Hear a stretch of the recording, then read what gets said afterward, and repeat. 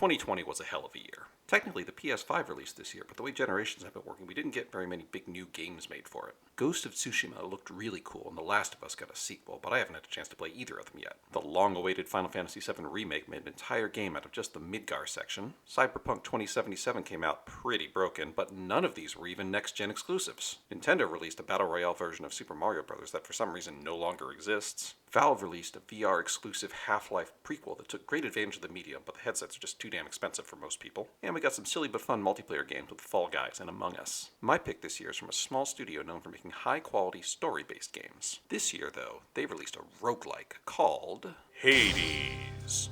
Like most roguelikes, Hades expects you to fail.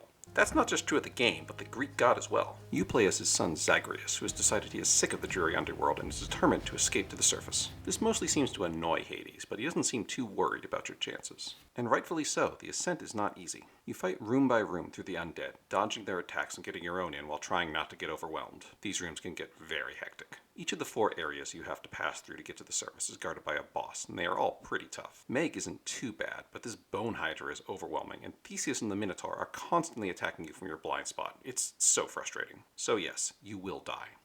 A lot. But that's where the magic of this game comes into play.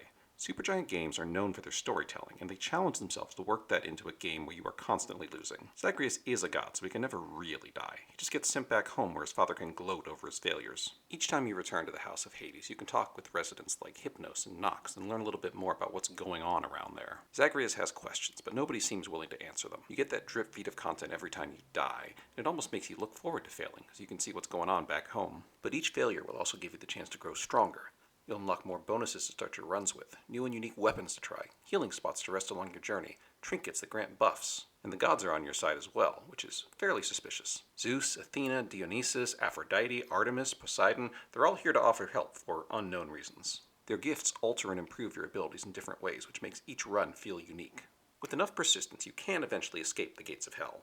I won't spoil what happens, but that is not the end of the game. Toiling against the gods on a futile errand feels very Greek myth. The tight, well-balanced combat, the gorgeous graphics, the urge to do just one more run to maybe make it out this time, it always keeps me coming back for more. Hades is an excellent roguelike that pushed the genre forward in presentation. Now if they'll just finish the sequel so we can find out what happened to my man Zag. Alright, that's my pick for 2020. Comment down below what you would have picked for this year. Like, share, follow, and all that fun stuff to see what comes next. And I gotta say, 2021's looking a little thin.